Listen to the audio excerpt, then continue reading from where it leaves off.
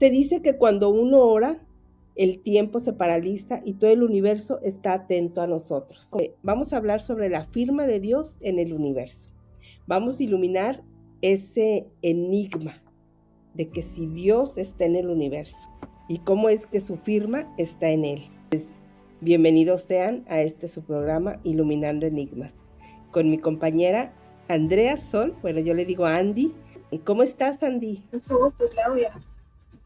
Acá muy agradecida de poder entrevistar a, a este gran invitado, este científico que nos va a mostrar qué hay detrás de la luz, los misterios de la luz, qué relación tiene la luz con el versículo que nos dijo Jesús, de yo soy la luz del mundo, y cómo está la mano de Dios moviéndose en este universo.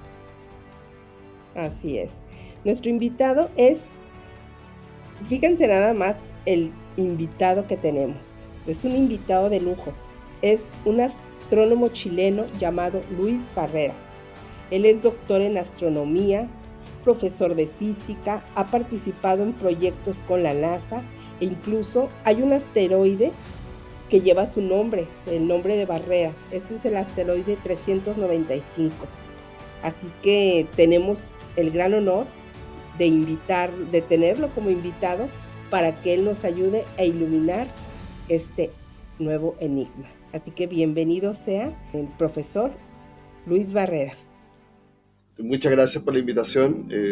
Realmente es un placer poder conversar con ustedes el tema. Son muchos tiempos de estudio, digamos, de muchos objetos en el universo, digamos, y sin duda hay que también el tener a la mano la Biblia también ha sido como una contribución gigantesca para este estudio también. Hay un versículo en la Biblia que lo marcó, que es el que vino a decir Jesucristo, que Él es la luz del mundo. Exactamente, sí. Sí, para poder entender un poco el significado que yo le di, es el siguiente, que yo en la universidad, digamos, ¿cierto? Siempre hice los cursos de relatividad de Albert Einstein, digamos, ¿cierto? Y particularmente en relatividad especial, lo que se encuentra que hay fenómenos que están asociados con la luz que son sorprendentes. Y uno de los fenómenos que son sorprendentes es que si uno viaja a alta velocidad y uno se empieza a aproximar a la velocidad de la luz, o sea, en la medida que uno va cada vez más rápido, el tiempo corre más lento. Y si uno lograra viajar a la velocidad de la luz, el tiempo no transcurre. O sea, la luz, la misma luz que ustedes están iluminando en sus casas, tiene una característica muy, muy particular. El tiempo en la luz misma no corre. Igualmente, esto tiene relación con el versículo que habla de que Jesús es alfa y omega, el principio y el final, en ese sentido de eternidad que usted dice, tiene la luz. Exacto, cuando se habla del alfa y la omega, digamos, esto se está hablando de que es el comienzo y el fin, o sea, en el fondo está no hay una temporalidad, es el concepto. Hay en varios versículos, ¿cierto? Inclusive en el Apocalipsis, donde se habla el alfa y la omega, el comienzo y el fin. Se presenta a Jesucristo como digamos, ¿cierto? Yo soy el alfa y la omega, ¿cierto? En el Apocalipsis. Y además dice, yo soy la luz del mundo. Al decir yo soy la luz del mundo, en el fondo está indicando también que es atemporal, que no tiene una temporalidad. O sea, no está necesariamente fijo en un tiempo, sino que está, digamos, cierto, en todos los tiempos. Ese es el significado importante. Y por otro lado, de que cuando uno está orando, digamos, ¿cierto? El concepto de tiempo se modifica. No es igual, no corre el tiempo igual, digamos, ¿cierto? Cuando uno está en oración. Y cuando está en la presencia de Dios, evidentemente que ahí el tiempo no corre, ¿cierto? Y por eso se detiene el sol en el cielo. O sea, pueden haber todas estas manifestaciones que están descritas en la Biblia, que digo, ¿cierto? Como que parece que se detuvo el sol. no significa que la Tierra se detuvo o cosas por el estilo, sino que tiene que ver exactamente con esta atemporalidad. Jesucristo, sin duda que está narrado, por cierto, la misma en los evangelios, y no solamente en los evangelios, sino que desde antes también, con a través de los profetas. La presencia en la tierra es una presencia temporal, también estuvo en una presencia temporal, pero la esencia misma es atemporal, ¿de acuerdo? Y la enseñanza de Jesucristo, digamos, ¿cierto? Tiene que ver con lo atemporal. Por eso que todos los otros estaban preocupados de la temporalidad del reino, digamos, ¿cierto? De los Herodes particularmente, y bueno, y otros más, digamos, ¿cierto? Los mismos romanos, todos ellos, digamos, ¿cierto? Estaban preocupados de la temporalidad. Y en el caso de Jesucristo indicaba que él venía de otro reino, o sea, de un reino que es atemporal, ¿de acuerdo? Entonces, ese sentido del significado de la luz, porque esta es una propiedad de la luz, y el usar la propiedad de la luz en los textos bíblicos, sí hay una inspiración que es mucho más profunda de lo que uno considera, ¿de acuerdo? Se está utilizando una propiedad realmente que vemos ahora nosotros en todas las experiencias que se hacen con telescopios, en el aceleradores de partículas, etcétera. Uno ve estas propiedades que yo les comento, inclusive desde el punto de vista de los textos bíblicos, porque uno ve en la Biblia, digo, ¿cierto? Uno ve aspectos que son de las tradiciones, o sea, son temporales, tienen que ver con comidas, con vestuario, con las tradiciones humanas, digamos, ¿cierto? Son absolutamente temporales. Pero todo lo que tiene que ver con lo divino, digamos, ¿cierto? Es lo atemporal. Y hay muchos mensajes que son atemporales y que son sorprendentes, digamos, porque valen para todos los tiempos, no valen solamente para el tiempo en que fueron escritos. Le íbamos a preguntar la relación entre la luz y el amor, pero claramente la luz, la verdad, la vida, el amor, están completamente unidos. Claro. Y empiezan a ser, si se dan cuenta, son atributos de Dios y digamos, ¿cierto? Y tienen la propiedad de la temporalidad, ¿no? El verdadero amor, digamos, ¿cierto? Es atemporal. Es la esencia, o sea, no solamente la luz es lo atemporal, sino que el amor es la temporalidad por la esencia, digamos, ¿cierto? Misma. O sea, si a una persona se le murió un hijo o una hija, el amor no lo ha perdido, no lo perdió. No es pérdida, no hay pérdida. Ahora, si uno está en lo temporal, es pérdida, ¿cierto?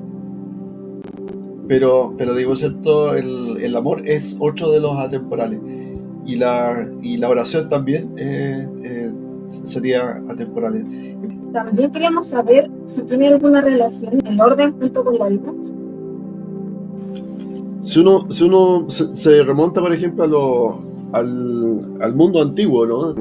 Todos percibieron, digamos, ¿cierto? El concepto esto de día y noche. Entonces empiezan a aparecer esta dualidad. En el día, digamos, ¿cierto? Hay luz, y en la Biblia se menciona que uno, si anda con luz, uno no tropieza, uno ve el camino, ¿no? Y si hay luz es algo bueno, y si hay tinieblas es algo malo. El bien y el mal estarían, digamos, ¿cierto? Conectados también ahí. Y si hay luz hay vida, y si no hay luz hay muerte. Por lo tanto, esta dualidad, estos conceptos duales vienen del mundo antiguo. El concepto de luz y sombra juega un rol súper importante, digamos, ¿cierto? En la vida, el poder sobrevivir, digamos, ¿cierto? Y desde el punto de vista de la moral, digamos, ¿cierto? El hablar de luz tiene que ver con lo bueno, y hablar de tinieblas tiene que ver con lo malo. Ahora, quien tiene la luz en su ser no tendría sombra, ¿no? En el fondo. Ahora, Y eso es el llamado que se hace. O sea, el llamado no es colocarse al lado de una luz para estar iluminado, no es ser luna, ¿me entiendes, no? El ser luna es que tiene que haber un sol que me ilumine y yo me reflejo y digo, ok, aquí tengo una parte iluminada y la otra parte está oscura, digamos, ¿no? Sino que el llamado es que la luz ingrese, que sea desde el interior, que salga la luz, ¿de acuerdo? Y esa luz desde el interior, eso haría que uno no tuviera sombra, es como ser estrella, ¿no? Es como saliendo la luz del cuerpo hacia afuera. Tener a Dios adentro, y ahí sale. Exactamente, no es algo externo, sino que es algo interno.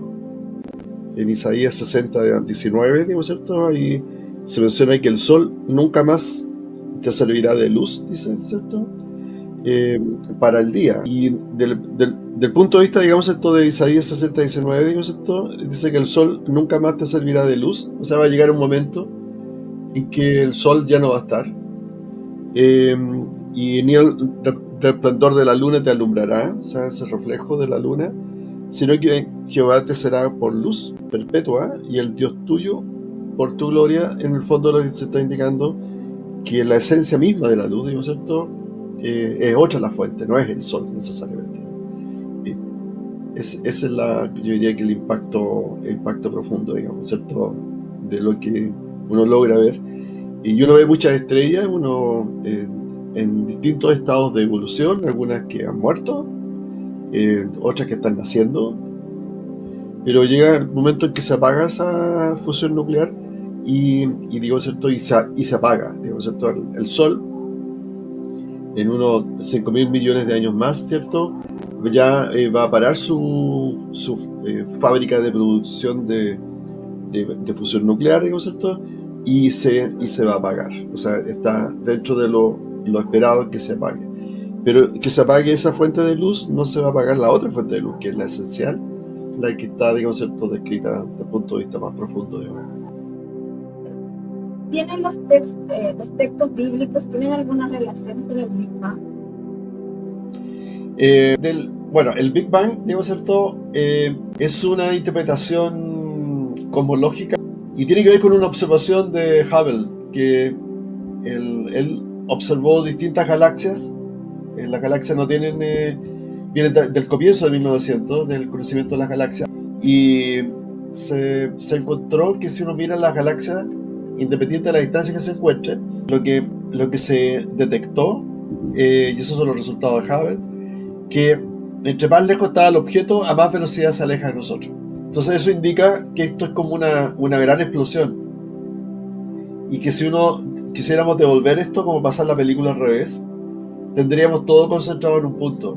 Y ese punto imaginario, donde estaba todo concentrado, a eso se le llamó Big Bang, ¿cierto?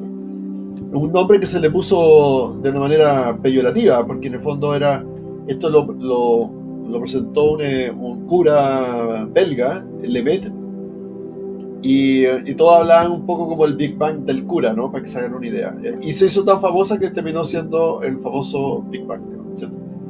Ahora, ¿qué ocurrió al comienzo del universo?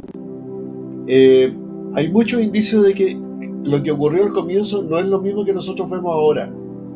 La temperatura era mucho más alta, la densidad era mucho más alta. O sea, hay una evolución, digo, ¿cierto?, del universo.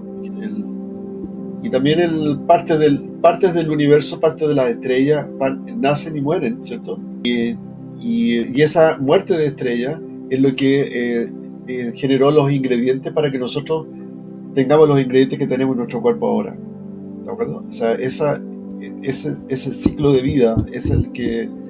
Así que, pero en el caso del Antiguo Testamento, la Torá no contempla la expansión del universo. El universo para el Antiguo Testamento aparece muy de la mano con la cosmovisión de los pueblos antiguos, ¿de acuerdo? Con la cosmovisión de los babilonios, con la cosmovisión de los egipcios. todos ellos pensaban que el universo era infinitamente grande y estático. El Big Bang lo que indica es que es todo dinámico ahora. O sea, yo cierro los ojos y los abro, cada pestañazo yo los cierro y los abro. En cada pestañazo, digamos esto, el universo cuando los abro es más grande. ¿De acuerdo? Eso no está contenido en la Biblia, ¿ya? Pero sí lo que está contenido en la Biblia es el hecho de un comienzo, de que hay un comienzo. Eso es, y que primero subieron los cielos y después la tierra, eso también va de la mano. Y después cuando se empieza la descripción, donde empieza a aparecer o sea, antes de que aparecieran los animales, evidentemente que tenían que aparecer las plantas, ¿no? O sea, alguien que se comiera la luz. Yo soy vegetariano, por ejemplo, y yo me como las plantas y las plantas se comen la luz. Entonces yo estoy comiendo luz, en pocas palabras.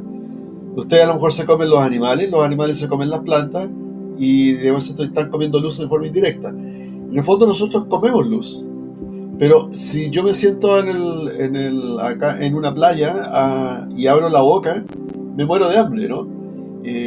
Hay ciertos organismos que tenían que aparecer primero dentro del sistema para que se pudieran comer la luz y después los otros se pudieran alimentar de estos que se comen la luz. Así que ese orden también está incluido dentro del Génesis, ¿de acuerdo? Se dice mucho que el ser humano es polvo de estrellas. ¿A qué se debe que digan eso? A ver, con la luz nosotros podemos averiguar muchísimas cosas. Nosotros hacemos pasar la luz por nuestros sistemas. Logramos tener espectros. Estos espectros, ¿qué es lo que ocurre? Que la luz se divide, ¿cierto? Y al difractarse empiezan a aparecer líneas de colores, digamos, ¿cierto? Que marcan exactamente las trazas de elementos químicos. Entonces uno puede saber si de dónde salió esa luz. Era solamente hidrógeno y helio, si hay hierro, etcétera, ¿no? Por lo tanto, lo que más hay en el universo, usando esta técnica de espectroscópica que se llama, hay elementos que son muy livianos, como el hidrógeno y el helio, que son los más simples, y hay elementos que son mucho más pesados. Los elementos más pesados tienen que ver con objetos que pasaron por distintos procesos. Ustedes a lo mejor tienen por ahí un anillito con oro, digamos, ¿cierto? Bueno, el oro es cuando aparece cuando una estrella ha explotado, ha explosado. Entonces, ese oro y esos elementos que tenemos en nuestro cuerpo, el calcio, el magnesio, etcétera, ¿no? El sodio, todos esos elementos que están en nuestro cuerpo son elementos que se formaron al interior de alguna estrella y esa estrella se desarmó y contaminó el espacio, y a través de esas regiones contaminadas surgen nuevas estrellas. Nosotros vemos nuestras estrellas de tercera generación, ¿cierto? Pero todo lo que tenemos en la Tierra, estos elementos que están en la Tierra, uno mira para todos lados, y entonces uno ve hierro, zinc, aluminio, etcétera. Todos esos elementos fueron formados al interior de una estrella. Por lo tanto, si queremos ver a un extraterrestre o a una extraterrestre, basta que nos miremos nosotros, porque en el fondo, en nuestra constitución, los elementos, las moléculas que tenemos en nuestro cuerpo, por ejemplo, la sangre tiene hierro, tiene glóbulos, digo, ¿cierto? Los glóbulos rojos tienen hierro, y ese hierro aparece en la formación de una estrella, aparece al final prácticamente. Así que definitivamente sí, nosotros somos polvo de estrella, sí somos, tenemos por eso que a lo mejor nuestra conexión con el universo es tan profunda, porque nosotros mismos estamos hechos de eso, ¿no? O sea, tuvo que morir una estrella para que nosotros tuviéramos estos elementos acá en el sistema. Wow, y es ahí donde estamos conectados todos. Esa es la conexión, exactamente. Esa es la conexión, porque uno podría decir, pero las estrellas están tan lejanas. Está bien, están tan lejanas, pero los componentes que tenemos son componentes formados bajo esas características, digamos, ¿cierto?, del comienzo del universo. Wow. Usted dijo que tenemos espectro de luz dentro, como de colores.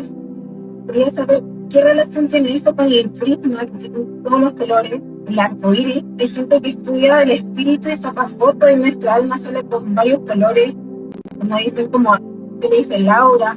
No sé qué tiene relación con todo esto.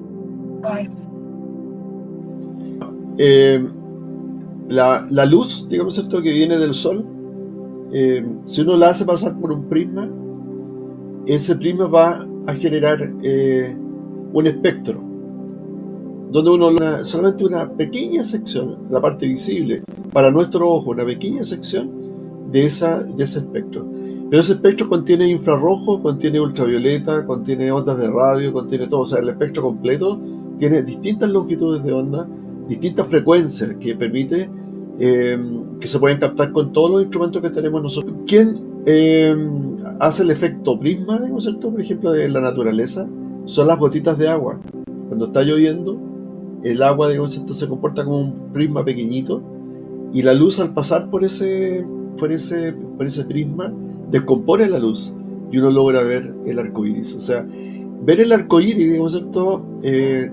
Yo no conozco a ninguna persona que no le guste ver un arco iris. Siempre llama la atención, siempre produce una alegría, ¿cierto? Es una señal y es una señal de la temporalidad también. Es una señal de la temporalidad. O sea, es una señal del cielo que uno logra observar. Bueno, en el caso de Christian Huygens, él muestra que la luz se comporta como que si fuera una onda.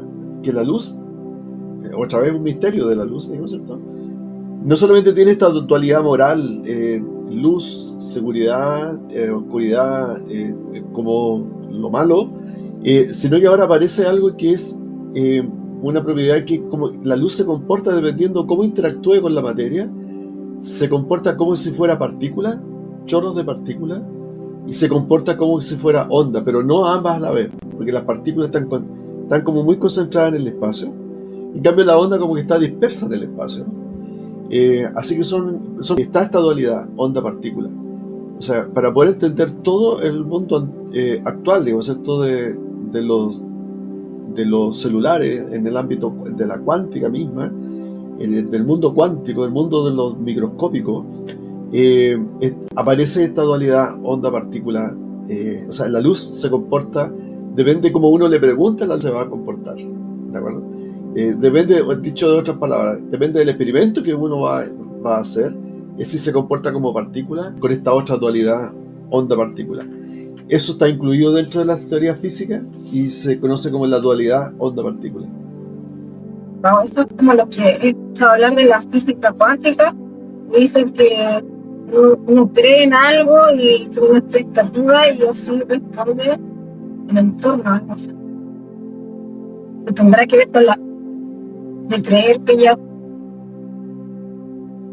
Bueno, el mundo que vemos con nuestros ojos es limitado, y eso también es un mensaje bíblico, porque se indica que nosotros tenemos que conocer solamente un poquitito nomás, no podemos conocer todo. Por eso se nos habló con parábolas, por eso se nos dijo un poco.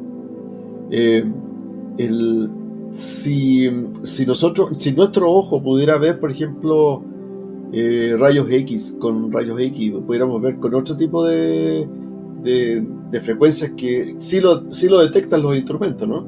Pero no, digamos, esto en nuestros ojos. Entonces nosotros ahora no estaríamos viendo y veríamos nuestros huesos, ¿no? Podríamos estar hablando de que alguien se quebró, mire cómo se le pegó el hueso ahí.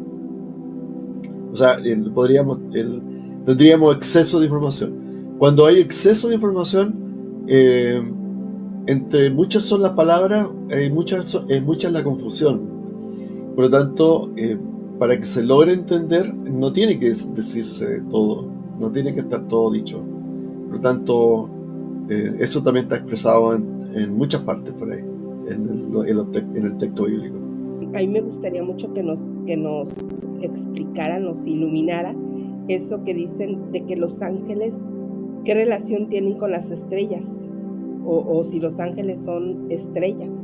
No, los ángeles no son estrellas. Si los ángeles fueran estrellas, tendrían fusión nuclear. tendrían, ¿ya? No. Son mensajeros prácticamente digamos, ¿cierto? Del el mensaje divino, digamos, ¿cierto? Pero no tienen la característica digamos, ¿cierto? De Dios per se, sino que tienen son otro tipo de figuras. El ejército de los cielos, por ejemplo, en Nehemías 9:6, ahí se menciona que se habla de los cielos y se habla de la iluminación y de la gloria de cada uno de estos objetos. Hablar de la gloria de un objeto como este, se está hablando de la luz que, digamos, ¿cierto? que pueden emitir estos objetos, digamos, ¿cierto? Bueno, y hay algunos que son famosos, como el Miguel, ¿cierto? Que es un arcángel, ¿cierto? Está el ángel Gabriel, ¿sí? Está los 4 seres vivientes, pero todos ellos son iluminados por la presencia de Dios. Solamente ellos están al estar en la cercanía de esta fuente luminosa, ellos, digo, ¿cierto? Se ven iluminados. Esa es la... hay algunos que se confundieron según la Biblia, ¿cierto? Y bueno, y esos fueron lanzados a la tierra, ¿sí o no? Están los querubines, ¿cierto? Los querubines aparecen en el Edén, ¿cierto? Que guardan el camino al árbol de la vida. Está en Ezequiel. Están los serafines también. Los serafines, digo, ¿cierto? Con muchas alas, ¿cierto? Y están los ángeles caídos. A eso me refería. Los ángeles caídos son aquellos que se quisieron hacer pasar por Dios, digamos, ¿cierto? Y ahí está Satanás, y etcétera, ¿no? Y ahí están las legiones y potestades. Los 24 ancianos también son personajes que están ahí como seres del cielo. Hay carros de fuego. Está Enoch, que fue al cielo. Hay caballos, etcétera. O sea, la presencia del reino que Jesucristo desea con claridad, ¿no? Bueno, usted hace poco dijo que tenía conocimiento de lo que significa, o sea, desde el punto de vista científico, cómo explicar los 3 cielos. Con respecto a los 3 cielos, ¿cómo se puede explicar científicamente y espiritualmente eso que pasa en los 3 cielos? En Génesis, el versículo número 1 habla de que fueron creados los cielos y la tierra. No fue al revés, no fue la tierra y los cielos, ¿no? Y en la formación misma se distingue que aparece la luz en el sistema solar. En Génesis habla de la creación del sistema solar, del Sol y el sistema solar.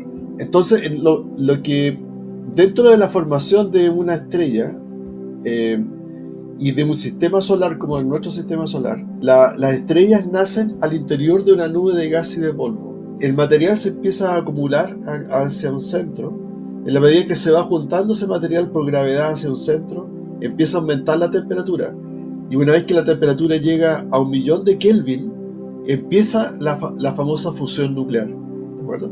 Y eso es la luz que sale de la estrella. En el caso de la Tierra, dice que estaba, como decía, estaba ¿cierto? Se había formado algo, digamos, ¿cierto? Como nube, estaba dispersa. Y en la medida que empieza a aparecer la luz del Sol tiene lo que se llama viento solar. Y el viento solar es lo que del comienzo del Sol se empieza a despejar poco a poco el entorno del Sol, y esa luz empieza a llegar a los distintos cuerpos que estaban en el sistema solar. Y empieza a soplar, y empieza a ser cada vez más transparente. Por lo tanto, la descripción que tiene Génesis es la descripción vista desde la Tierra de cuando se empieza a provocar el despeje, cuando se empieza a ver la luz. Se empieza a ver la luz del Sol, después la Luna, ¿cierto? Y después empieza a aparecer la luz de las estrellas. Esto es como estar en un lugar donde hay un incendio forestal y está lleno de humo y uno no logra ver nada, ¿cierto? Todo está oscuro y a la medida que se empieza a despejar, se empieza a ver el sol, la luna y después, cuando está mucho más claro, se empiezan a ver las estrellas. Por lo tanto, los cielos que se mencionan en la Biblia es el cielo que tiene que ver con la atmósfera, uno, ¿de acuerdo? Y el otro tiene que ver con el entorno, digo, ¿cierto? Y el tercer cielo, hablando de algo atemporal ahí ahora, otra vez, ¿cierto? Los primeros dos cielos tienen que ver con una descripción de la atmósfera y el cielo de las estrellas, donde se está dando todo este escenario. Y el otro es el cielo de lo atemporal. Ese es el cielo, ese es el reino de Dios que Jesucristo tampoco lo pudo explicar con claridad, ¿no? Solamente lo pudo decir a través de parábola. Es como la frecuencia en la que está ya Dios, el tercer cielo. Es lo atemporal, es el lugar donde no importa si hay estrella o no hay estrella, ¿cierto? Es como dice Isaías, no importa si hay estrella o no hay estrella, no importa si hay sol o no hay sol, o si hay luna o no hay luna, en ese lugar va a haber luz, porque está la luz, la fuente de luz fundamental está en ese lugar. Se ha dicho mucho que en el centro de la Tierra está el infierno. ¿Es tan así? ¿Hay fuego dentro de la Tierra? ¿Qué piensa usted como científico de hierro? Al interior de la Tierra, las temperaturas son altas, del orden de unos 5000 grados por ahí, ¿no? Y en la medida que uno se va acercando a la superficie, en la superficie la temperatura es más baja, ¿de acuerdo? La corteza tiene una temperatura más baja. El campo magnético de la Tierra tiene que ver con este movimiento, ¿cierto? Del material que está al interior de la Tierra. En pocas palabras, nosotros, si hacemos un hoyo en la Tierra, a pocos metros hacia abajo ya empieza a darse uno cuenta que la temperatura empieza a aumentar. Dicho en pocas palabras, nosotros vivimos sobre la parrilla de un asado. Es como curioso, ¿eh? Construir la casa sobre en una cáscara de concepto que está sobre fuego, ¿no? Sobre lava.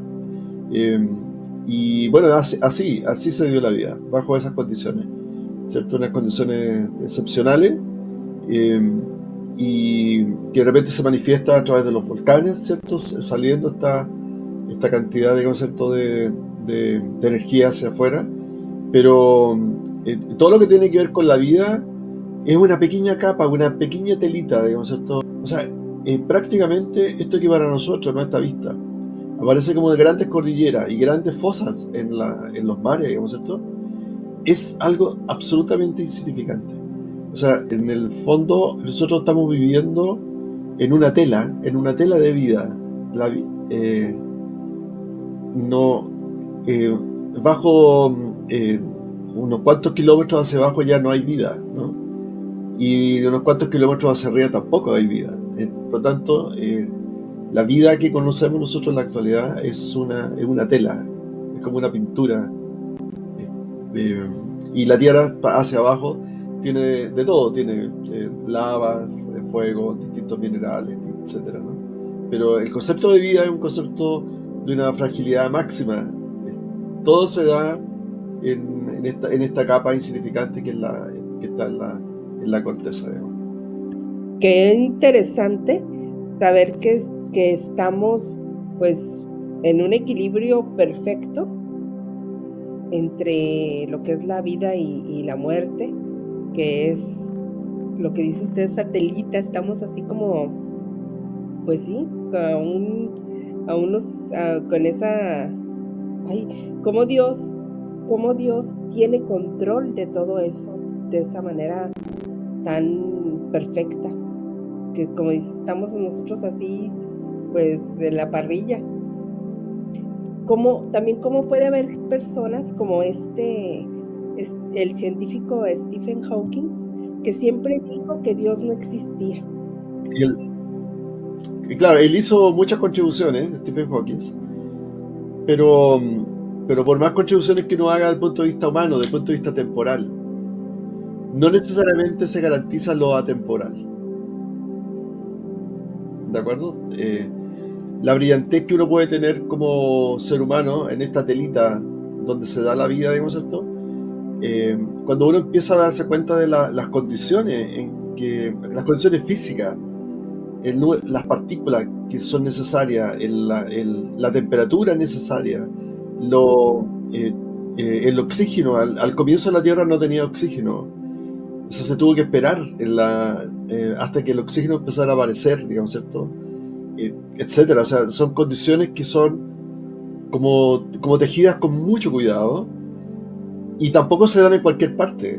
En el universo en general lo que más hay es hidrógeno y helio, pero oxígeno hay poco en el fondo. O sea, lo que más hay es hidrógeno y helio. Por lo tanto, entre más lejos uno va, se encuentra con esos átomos prácticamente, ese tipo de átomos. Por lo tanto, las condiciones de vida son como tomadas con pinzas, así como ajustadas de...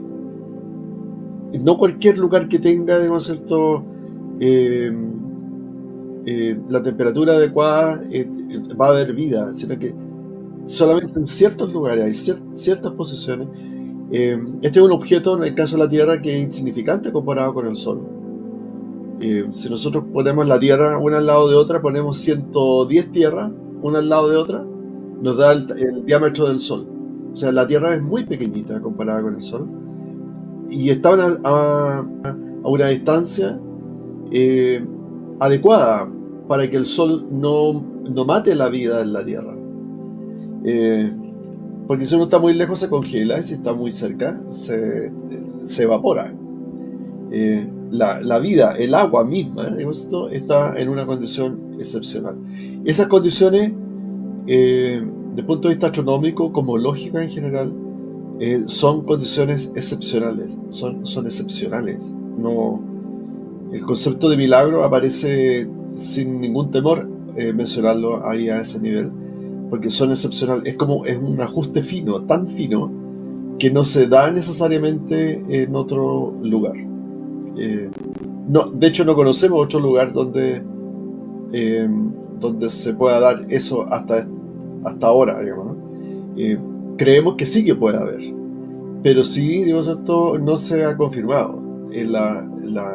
Otro lugar parecido a la Tierra, el lugar donde nosotros estamos con vida en esta tela insignificante, no se ha encontrado todavía en otro lugar. Es una precisión tan perfecta que solamente un creador, o sea, eso quita todos esos conceptos de que Dios no existe, porque entonces, ¿quién está teniendo todo tan precisamente como un relojero que se pone a arreglar los relojes con tanta precisión? Así debe de haber algún creador. Usted, doctor, ¿por qué cree que hay personas que no creen en Dios? Porque hay personas que ¿cómo lo puedo decir? Por ejemplo, hay personas que tienen trastornos, tienen su forma de ver la vida, su composición, etcétera, ¿no? Hacen que no logren ver, que no logren captar, digamos, ¿cierto? De la misma manera. Hay personas que no tienen una empatía con otras personas. Simplemente son personas que no logran captar el entorno, no logran captar más allá, no logran ver como más allá de lo que los ojos le están mostrando nomás, ¿no? Pero esto tiene que ver más allá de los sentidos, sino que tiene que ver cómo la persona no ha sido traumada de alguna manera. Por ejemplo, todas estas personas con traumas de todo tipo, ¿no? Digamos esto, tienen una visión mucho más limitada de lo que realmente se puede ver. Ahora, en el caso de nosotros como seres humanos, y los sentidos nos permiten ver como lo cercano, lo material, ¿cierto? El calor, la textura, etcétera, ¿no? Como que si uno se queda solamente con eso, ¿no? Uno se queda en lo material, en la crítica que le hacía, digamos, cierto, Jesús a varios, ¿no? Que decía, tienes que nacer de nuevo. Entonces, ¿cómo puedo nacer de nuevo? Pero tienes que darte cuenta de que hay más cosas de lo que nuestros sentidos permiten ver. El mundo antiguo, digamos, todos Aristóteles y todos estos filósofos antiguos, ellos eran de concepto de los sentidos. O sea, Aristóteles, de todo lo que habla de física del entorno, digamos, todo era prácticamente, digamos, de una manera racional de cómo yo utilizo los sentidos y veo de una manera mucho más sistemática. Y algunos se quedaron con esa visión, la visión de los sentidos, ¿cierto? Pero con el tiempo uno se da cuenta de que hay mucho más de que nosotros tenemos en nuestro entorno, pero que no logramos ver. Hay un ejemplo que siempre se lo mencionan los estudiantes, ¿cierto? Que, por ejemplo, hay un grupo de filósofos que eran de la actual Turquía, tales de Mileto, por ejemplo, y de muchos de esos filósofos. Ellos se dieron cuenta que la naturaleza tenía que ver con las matemáticas, que las matemáticas de alguna manera como que es como casi como un instrumento que permite encontrar secretos de la naturaleza que permiten ir más allá de lo que nuestro sentido no permite. En la actualidad nosotros usamos las matemáticas para ir más profundo y de hecho todo lo que es el mundo cuántico, de la única manera que nosotros podemos verlo es a través de estas interpretaciones matemáticas, ¿de acuerdo? Nuestros ojos no nos permiten ni siquiera imaginar lo que está ocurriendo en la materia donde ustedes están sentadas, donde los instrumentos que tienen ahí, lo que está ocurriendo al interior de esos cuerpos, definitivamente es un espectáculo que no tiene que ver con la lógica de lo macro, ¿no?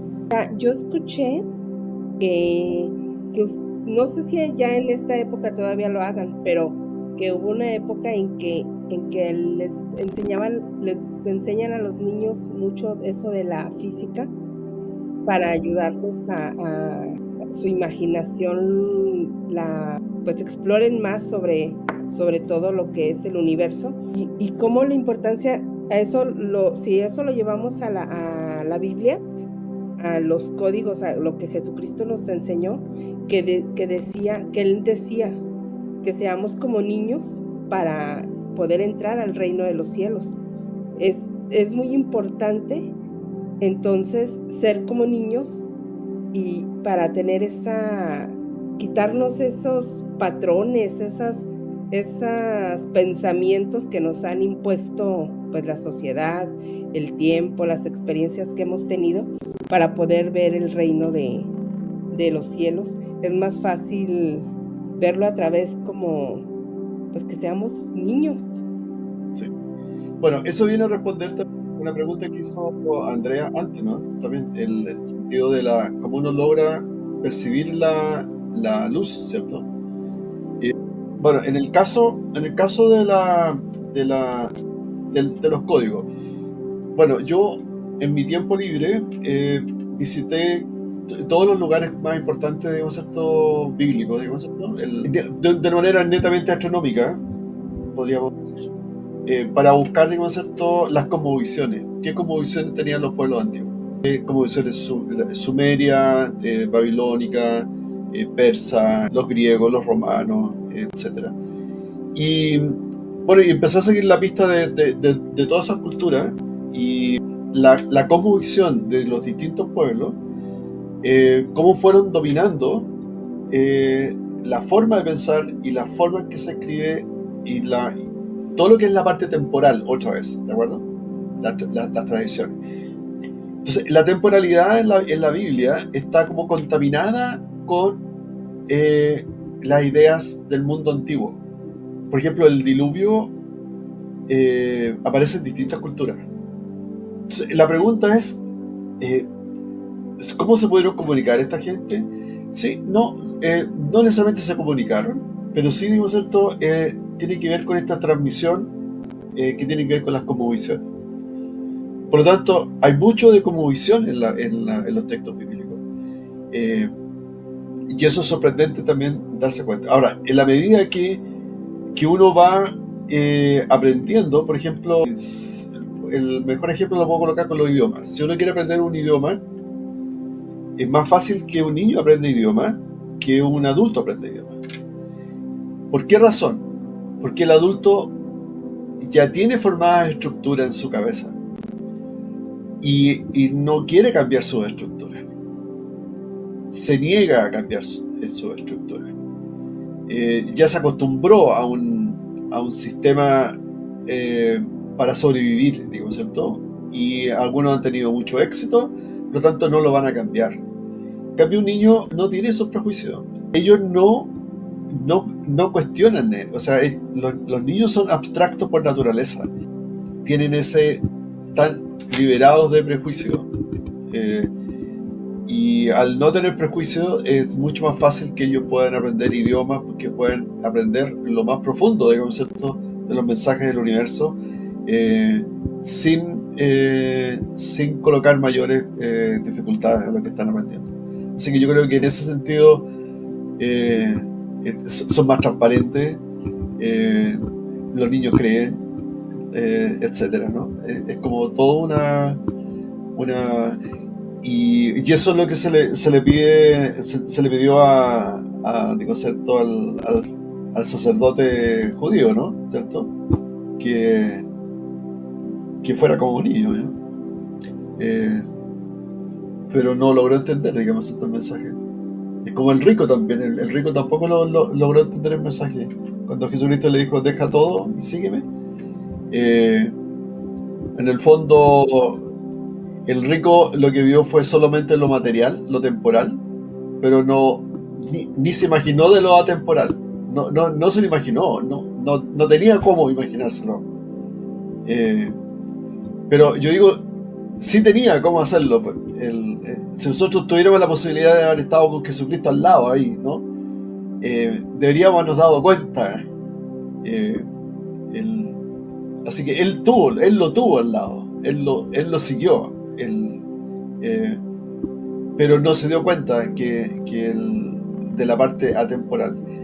Y no se dio cuenta que lo estaba invitando a que fuera más rico. Y digo, ¿cierto? Y perdió esa posibilidad. Ahora, si hubiera sido un niño, el niño lo hace, ¿no? Es por eso que Dios nos pedía eso, un corazón como el de los niños, para que Él pudiera entrar directamente a iluminar. O la fe, digamos, ¿cierto? Esta fe del romano que, digo, ¿cierto? Fue a pedir ayuda y se olvidó, fue hasta con sus soldados, digamos, atrás de Jesucristo, digamos, ¿cierto? O sea, el amor de padre, el amor de hacer algo, no había nada más en esa época que subirse a un caballo y salir corriendo atrás de Jesucristo y decirle, digamos, que hiciera algo, ¿no? Así que ese hombre con fe, con armadura romana, digamos, ¿cierto? Tuvo fe, él tuvo fe. Y esa fue la mujer que toca a Jesucristo también tuvo fe. O sea, el acto de fe es un acto que es atemporal. Eso es. Ahí está otra vez lo atemporal. Cuando uno rescata la Biblia y ahí los profetas, acuérdense que los profetas, no hay ningún profeta que no haya alegado, ¿cierto? No haya protestado por la misión que le dieron. Todos tuvieron que ir a decir cosas que ellos nunca quisieron decir, digamos, ¿cierto?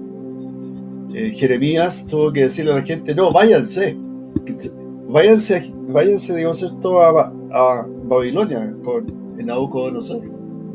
En vez de decir, no, quédense. Entonces aparecen como traidores, ¿cierto? Así como se tienen que ir. Y entonces, digamos, esos mensajes de los profetas, por eso que está el mensaje claro que dice, bástate de los profetas.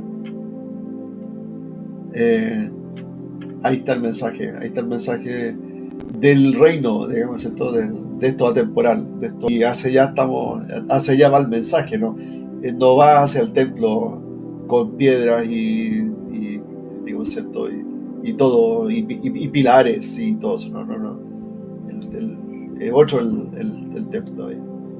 Por eso que, como dice usted, la manera, algo atemporal es volver a nacer, que físicamente lo podemos ver como cómo podemos volver a nacer, pero es tan sencillo como quitarse todo eso, pues, todas esas estructuras mentales y volver a nacer, empezar de cero, y ahí es donde empieza uno a vivir en la atemporalidad de Dios.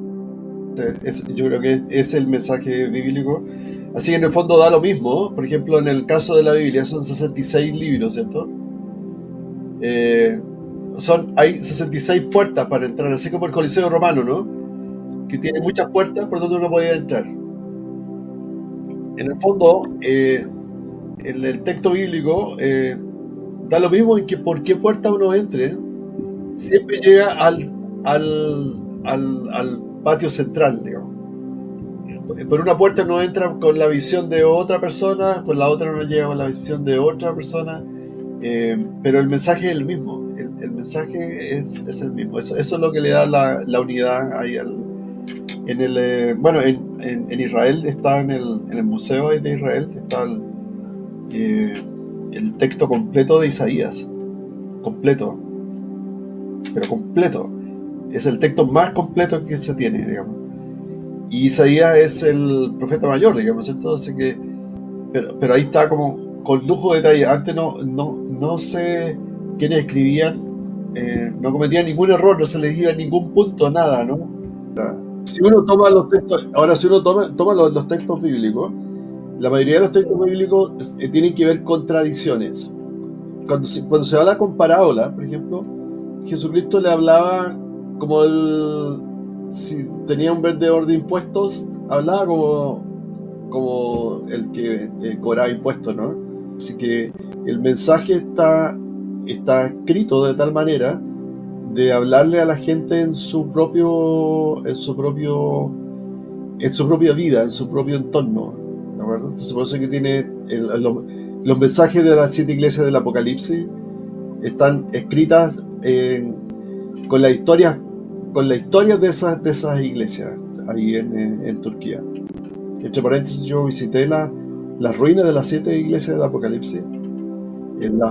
Las busqué hasta que las encontré. No, es sorprendente. O sea, el mensaje que se escribe, que da Jesucristo a esa iglesia, y a través de esa iglesia a toda futura iglesia que se quisiera crear en la tierra, digamos, ¿cierto? Es muy significativa. O sea, se habla con el lenguaje de esa iglesia. Realmente sorprendente, digamos. Por ejemplo, la Odisea está, digamos, ¿cierto? Se indica que es mejor ser frío o caliente, pero no tibio, ¿sí o no? ¿Se recuerdan de eso? Ser tibio es como un vómito, sí. Cuando yo llegué, digamos, ¿cierto? A la Odisea, digamos, ¿cierto? Habían arqueólogos que estaban trabajando en las ruinas y al fondo, a unos 5 kilómetros de distancia, digamos, ¿cierto? de las ruinas, había un cerro blanco. Y ese cerro blanco, yo pregunté qué es lo que era eso, y era Pamukkale, que yo creo que la gente no conoce. De la iglesia en el mundo, uno le habla de Pamukkale, excepto que sea de Turquía, la gente no entiende, digamos. Entonces, estos arqueólogos me dicen, no, si tiene tiempo, usted anda en auto, así que vaya a Pamukkale. Son unas termas que están allá y ellos mismos habían encontrado unas tuberías que estaban ahí en la Odisea, donde la gente distribuía el agua y las que venían de las termas, digamos. Bueno, yo llegué a las termas y las termas realmente era agua caliente y era un agua que no es muy pura, digamos, ¿cierto? Entonces, después me comentaron ellos mismos y me dijeron que era tradición que la gente de la Odisea, cuando tomaban esa agua, vomitaban. Por lo tanto, hablarle a la Odisea, ustedes no sean tibios, ¿cierto? No tomen esa agua tibia que viene, o sino no sean así como eso, sino que sean de manera distinta. Ahí lean el versículo y y usan esta idea que yo la vi, digamos, ¿cierto? Ahí en presencia, digamos, ¿cierto? Entonces uno se da cuenta que el mensaje era, pero dicho para la Odisea, o sea, se usó algo que era propio de la Odisea, propio de los habitantes de la Odisea, para indicarles, digamos, ¿cierto? El mensaje, digamos. Y el mensaje para el resto de la iglesia es, bueno, acá en Chile uno dice, no seas ni chicha ni limonada, ¿cierto? O sea, tienes que jugarte la por algo, ¿no? Así como, o frío o caliente, pero no tibio. Para cerrar esta entrevista, queríamos saber qué mensaje quisiera entregarle a las personas. Bueno, un mensaje, yo podría decir el mío que yo les comentaba que eran las cosmovisiones. Entonces, las cosmovisiones juegan un rol súper importante, pero cuando uno está en esta búsqueda como genuina de lograr entender, y si tiene la posibilidad de visitar los lugares, es como que se produce una corrida de velo, y uno logra entender un poquito más. Y al lograr entender un poquito más, se empieza a poner como todo más, todo se pone más interesante en el fondo, ¿no? Uno dice, wow. Y también uno se da cuenta que también hay una limitante, o sea, de que no se puede entenderlo todo, no se puede entender todo. Solamente tenemos la posibilidad de entender un poquitito, solamente un poquitito, para que no nos perdamos. Así que la invitación es a buscar, digamos, ¿cierto? Genuinamente hay preguntas fundamentales que uno las va teniendo en las distintas etapas de la vida, y uno después va contestando esas preguntas o empieza a encontrar alguna respuesta, digamos, pero después de un tiempo empiezan a tener sentido, y cuando empiezan a tener sentido uno se empieza a maravillar. En cada persona, en cada ser, Dios, en el tiempo perfecto va a llegar y va a ser y a terminar su obra. El enigma que se iluminó es la mano de Dios en la creación del universo. Y pues, muchas gracias, doctor, por ayudarnos a iluminar este enigma. Muchas gracias a ustedes por el tiempo, y espero que todos los que están escuchando, digamos, en distintos lugares, puedan, digamos, también tener su tiempo. Hay que ser persistente, digamos, poco a poco se va corriendo el velo, no necesariamente cuando uno quiere se corre el velo. El velo se va a correr en los momentos más increíbles, menos pensados, se corre el velo. Así que hay que esperar con paciencia y con mucha fe. Y muchísimas gracias por el tiempo que usted nos dedicó. Muchas gracias. Pues muchas gracias a todos. Nos despedimos. Bendiciones. Muchas gracias a todos los que nos están viendo. O sea, no solamente la luz es lo atemporal, sino que el amor es la temporalidad por la esencia, digamos, ¿cierto?